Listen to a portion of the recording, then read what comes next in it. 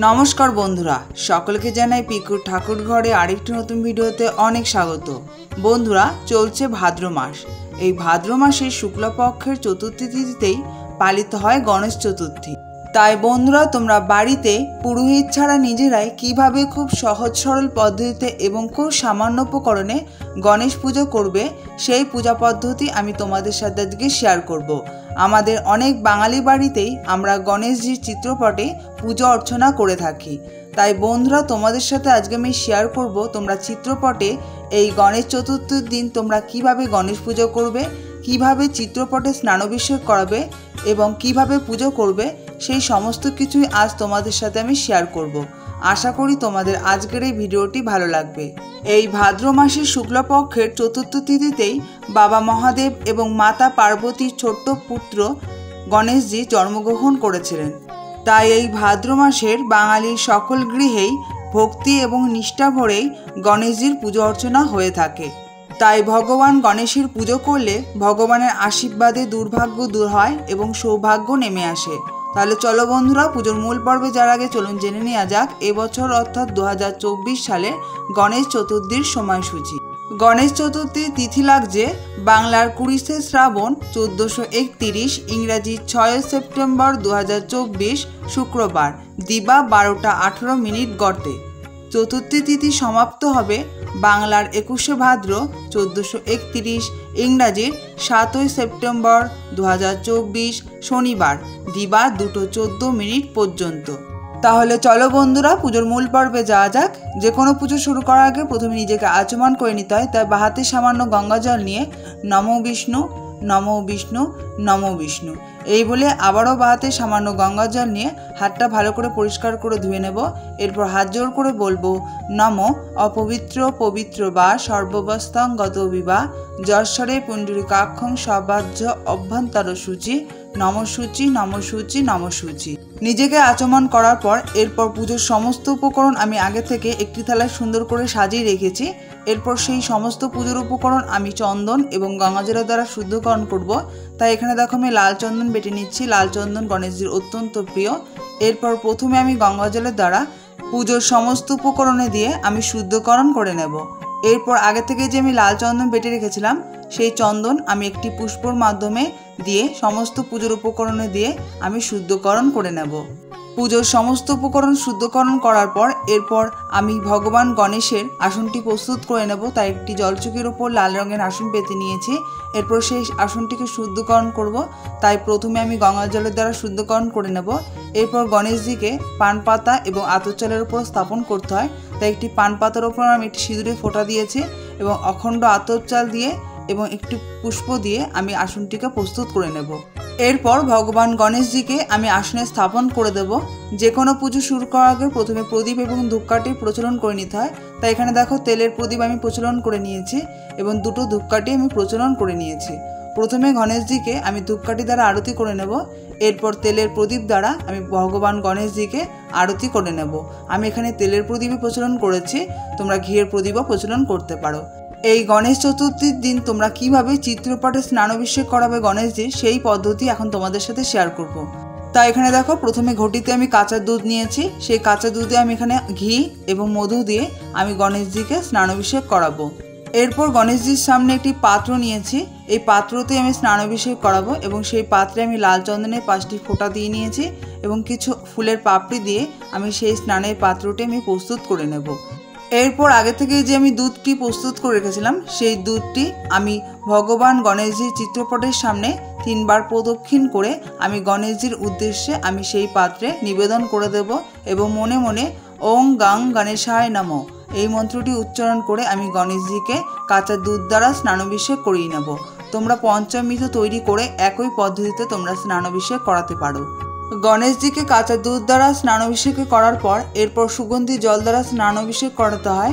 তাই একটি পাত্রে আমি পরিষ্কার কলের জল নিয়েছি, তোমরা গঙ্গার জলও ব্যবহার করতে পারো এবং সুগন্ধি দ্রব্য হিসেবে এখানে গোলাপ জল এবং অগুরু দিয়েছি এবং এখানে দেখো লাল চন্দন দিয়েছি এবং কিছু ফুলের পাপড়ি এবং 3টি দূর্বা দিয়ে আমি সেই সুগন্ধি জলটি প্রস্তুত করে নেব। এরপর গণেশজিকে সেই সুগন্ধি জল দ্বারা আমি স্নানাভিষেক করাবো। তাই ঠিক একই পদ্ধতিতে গণেশজির চিত্রপটে আমি 3বার প্রদক্ষিণ করে আমি স্নানের পাত্রে নিবেদন করে দেব এবং মনে মনে ওং গাং গণেশায় নমঃ এই মন্ত্রটি উচ্চারণ করে আমি গণেশজিকে সুগন্ধি জল দ্বারা স্নানাভিষেক করিয়ে নেব। এবং স্নানাভিষেকে করানোর পর পুষ্পাভিষেক করাতে হয়, তাই এখানে পুষ্প নিয়ে আমি সেই পাত্রে পুষ্পাভিষেক করিয়ে নিচ্ছি। এরপর গণেশজিকে যেই পাত্রে স্নানাভিষেক করেছিলাম সেই পাত্রের দুধ এবং সুগন্ধি জল এবং পুষ্পটাই আমি একটি পরিষ্কার ফুল গাছে আমি নিবেদন করে দেব। ভগবান গণেশজির স্নানাভিষেক সম্পন্ন হওয়ার পর এরপর গণেশজির চিত্রপটটি আমি আলতো হাতে মুছে নেব। তো একটি পরিষ্কার গামছায় আমি এখানে গঙ্গা জল দিয়েছি এবং সুগন্ধি দ্রব্য হিসেবে এখানে গোলাপ জল এবং অগরু দিয়ে সেই গামছাটিকে প্রস্তুত করে আমি আলতো হাতে গণেশজিকে আমি পরিষ্কার করে মুছে নেব। তোমাদের বাড়িতে যদি গণেশজির পিতলের বা পাথরের বিগ্রহ থেকে থাকে তাহলে তোমরা পঞ্চামৃত তৈরি করে তোমরা এই দিন স্নানাভিষেক করাতে পারো। পঞ্চামৃত দ্বারা স্নানাভিষেক করানোর পর তোমরা সুগন্ধি জল দ্বারা স্নানাভিষেক করিয়ে নেবে। এরপর গণেশজির দুই পাশে তার দুই স্ত্রীকে স্থাপন করব, ঋদ্ধি এবং সিদ্ধিকে। তাই দেখো এখানে পান পাতা নিয়েছি এবং পান পাতার মধ্যে একটি করে তেল সিঁদুরের ফোঁটা আমি দিয়ে দেব। এরপর সেই দুটি পানে আমি কিছু অখণ্ড আতর নিবেদন করব এবং একটি করে দুটি পানে আমি একটি করে সুপারি নিবেদন করে দেব। এই সুপারি দুটোকেই আমি ঋদ্ধি এবং সিদ্ধি হিসেবে পুজো করে নেব এবং একটি করে আমি 1 টাকার কয়েন আমি দুটি পানে নিবেদন করে দিলাম। তোমরা এখানে হলুদের গাঁটও ব্যবহার করতে পারো। এরপর সেই পানের ওপর আমি একটি করে সিঁদুরের তিলক পরিয়ে দেব। এরপর একটি পুষ্প আমি সেই দুটি পানে আমি নিবেদন করে দেব এবং একটি করে মৌলি সুতো আমি ঋদ্ধি এবং সিদ্ধিকে নিবেদন করে দেব। ভগবান গণেশজির দুই পাশে দুই স্ত্রীকে স্থাপন করার পর এরপর গণেশজির কপালে আমি তেল সিঁদুরের তিলক পরিয়ে দেব। এরপর গণেশজিকে আমি লাল চন্দনের তিলক পরিয়ে দেব এবং গণেশজির বাহনকেও আমি লাল চন্দনের তিলক পরিয়ে দেব। এরপর গণেশজিকে বস্ত্রস্বরূপ একটি মৌলি সুতো আমি নিবেদন করে দেব। এরপর গণেশজিকে একটি মাল্য নিবেদন করব লাল চন্দন এবং গঙ্গাজলের দ্বারা শুদ্ধকরণ করার পর। তোমরা এখানে জবা ফুলের মালাও নিবেদন করতে পারো। আমি জবা ফুল আজকে বেশি জোগাড় করতে পারিনি। এরপর গণেশজির পুজো যেটা ছাড়া অসম্পূর্ণ দূর্বা। দেখো এখানে আমি মালা গেঁথে নিয়েছি দূর্বার। এখানে আমি 21টি দূর্বা দিয়েছি, সেই দূর্বা দিয়ে আমি মালা গেঁথেছি। এখানে 7টি গোছা গেঁথেছি, সেই গোছাতে আমি 3টি করে দূর্বা দিয়েছি। তোমরা একটি গোছাতে 21টি দূর্বা করে তোমরা ভগবান গণেশজিকে নিবেদন করতে পারো। আমি এখানে মালা গেঁথেই নিবেদন করেছি। মালা নিবেদনের মন্ত্রটি হলো ইদং দূর্বা মাল্যং ওং নমো গাং গণেশায় নমঃ এই বলে মালাটি আমি নিবেদন করে দেব। এরপর গণেশজির চরণে লাল চন্দন সহযোগে লাল জবা ফুল নিবেদন করে দেব। এতে গন্ধ পুষ্পের নমঃ গাং গণেশায় নমঃ এই বলে গণেশজির চরণে লাল জবা ফুল নিবেদন করে দেব। এরপর গণেশজির চরণে 3বার পুষ্পাঞ্জলি দিয়ে নেব। তাই হাতে লাল চন্দন সহযোগে পুষ্প বিল্লপত্র এবং দূর্বা নিয়ে হাত জোড় করে বলবো এসো সচন্দন পুষ্প বিল্ল পত্রাঞ্জলি ওং নমো গণেশায় নমঃ এই বলে গণেশজিকে প্রথমবার পুষ্পাঞ্জলি দিয়ে নেব। গণেশজির চরণে দ্বিতীয়বার পুষ্পাঞ্জলি দিয়ে নেব। তাই হাত জোড় করে বলবো এসো সচন্দন পুষ্প বিল্ল পত্রাঞ্জলি ওং নমো গণেশায় নমঃ এই বলে দ্বিতীয়বার পুষ্পাঞ্জলি দিয়ে নেব। শেষবারের মতো গণেশজির চরণে পুষ্পাঞ্জলি দিয়ে নেব। তাই হাতে পুষ্প বিল্লপত্র এবং দূর্বা নিয়ে হাত জোড় করে বলবো এসো সচন্দন পুষ্প বিল্ল পত্রাঞ্জলি ওং নমো গণেশায় নমঃ এই বলে গণেশজির চরণে 3বার পুষ্পাঞ্জলি দিয়ে নেব। এরপর গণেশজির দুই স্ত্রীকে আমি পুজো করে নেব। পুষ্প দিয়ে আমি গণেশজির দুই স্ত্রী ঋদ্ধি এবং সিদ্ধিকে পুজো করে নেব। এরপর গণেশজির চরণে প্রণাম করে নেব। গণেশজির প্রণাম মন্ত্রটি হলো নম এক দন্তং মহাকায় লম্বোদর গজননম বিঘ্ন বিনাশকং দেবং হেরম্বম প্রণমাম্যহম এই মন্ত্রটি উচ্চারণ করে আমি গণেশজিকে প্রণাম করে নেব। এরপর গণেশজিকে কিছু মঙ্গলদ্রব্য নিবেদন করব। তাই একটি পান পাতার উপর সিঁদুরে ফোঁটা দিয়েছি এবং মঙ্গলদ্রব্য হিসেবে এখানে হলুদের গাঁট, 1 টাকার কয়েন, একটি সুপারিতে আমি প্রতিটিতে আমি একটি করে সিঁদুরে ফোঁটা দিয়েছি এবং একটি পুষ্প দিয়ে আমি মঙ্গলদ্রব্য প্রস্তুত করে আমি গণেশজির চরণে নিবেদন করে আমি গণেশজিকে নিবেদন করে দেব। ওং গাং গণেশায় নমঃ ওং গাং গণেশায় নমঃ ওং গাং গণেশায় নমঃ। এরপর গণেশজির মস্তকে আমি কিছু অখণ্ড আতপ চাল নিবেদন করব। ইদং অক্ষতং নমো ওং গাং গণেশায় নমো এই মন্ত্রটি উচ্চারণ করে গণেশজিকে আমি অখণ্ড আতপচাল নিবেদন করে দেব এবং কিছু অখণ্ড আতপচাল গণেশজির কপালে আমি নিবেদন করে দেব। এরপর গণেশজিকে একটি পইতে আমি নিবেদন করে দেব। এরপর গণেশজিকে ভোগ নিবেদন করব, তাই সেই ভোগ নিবেদনের জায়গাটাকে শুদ্ধকরণ করে নেব। তাই প্রথমে গঙ্গা জল দিয়ে আমি শুদ্ধকরণ করে নিয়েছি।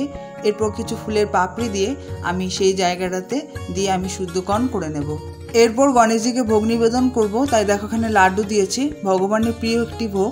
সেই লাড্ডুতে আমি বিল্লপত্র এবং পুষ্প দিয়ে গণেশজিকে লাড্ডু দিয়ে ভোগ নিবেদন করে দেব।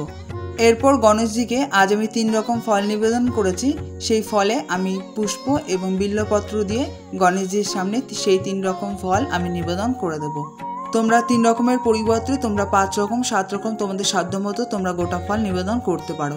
এরপর গণেশজিকে পান করার জন্য 1 গ্লাস জল নিবেদন করব, তাতে আমি পুষ্প নিবেদন করে দিয়েছি। ভগবান গণেশজিকে ভোগ নিবেদন করার পর হাত জোড় করে অনুরোধ করব তিনি যেন আমার এই সামান্য ভোগ গ্রহণ করেন। ভগবানকে ভোগ নিবেদন করার পর ভগবানকে আরতি করে নেব। পঞ্চপ্রদীপ, তেলের প্রদীপ এবং ধূপকাঠি দ্বারা আমি গণেশজিকে আরতি করে নেব।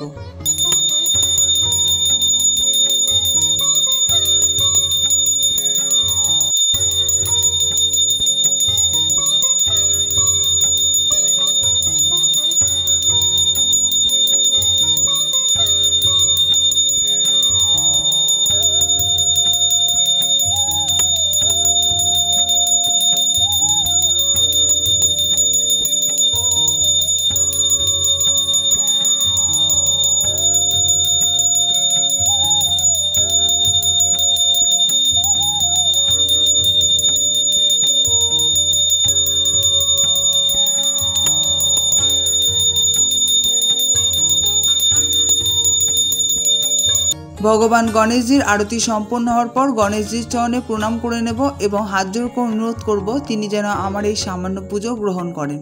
বন্ধুরা, তোমরা বাড়িতে খুব সহজ সরল পদ্ধতিতে তোমরা পুরোহিত ছাড়া নিজেরাই কিভাবে গণেশ পুজো করবে সেই পূজা পদ্ধতি আমি তোমাদের সাথে আজকে শেয়ার করলাম। আশা করি তোমাদের আজকের এই ভিডিওটি ভালো লেগেছে। বন্ধুরা, তোমাদের যদি আজকের এই চিত্রপটে গণেশ পুজো বিধি তোমাদের ভালো লেগে থাকে তাহলে অবশ্যই ভিডিওতে একটি লাইক করে কমেন্টের মাধ্যমে জয় গণেশ লিখতে ভুলবে না। এবং তোমরা যারা আমার চ্যানেলে আজ নতুন রয়েছ তাদেরকে অনুরোধ করব আমার চ্যানেলটিকে সাবস্ক্রাইব করে আমার পাশে থাকার জন্যে। আর আগের থেকেই যারা আমার চ্যানেলটিকে সাবস্ক্রাইব করে আমার পাশে বন্ধু হয়ে রয়েছ তাদেরকে অসংখ্য ধন্যবাদ আমার বন্ধু হওয়ার জন্যে। আর যেসব বন্ধুরা আজকের আমার এই ভিডিওটি প্রথম থেকে শেষ পর্যন্ত দেখলে তাদেরকে অসংখ্য ধন্যবাদ আমার ভিডিওটি আজ সম্পূর্ণ দেখার জন্য। তাহলে বন্ধুরা, আজকের এই পুজো বিধি আমি এখানেই সমাপ্ত করছি। দেখা হচ্ছে পরবর্তী ভিডিওতে। ধন্যবাদ।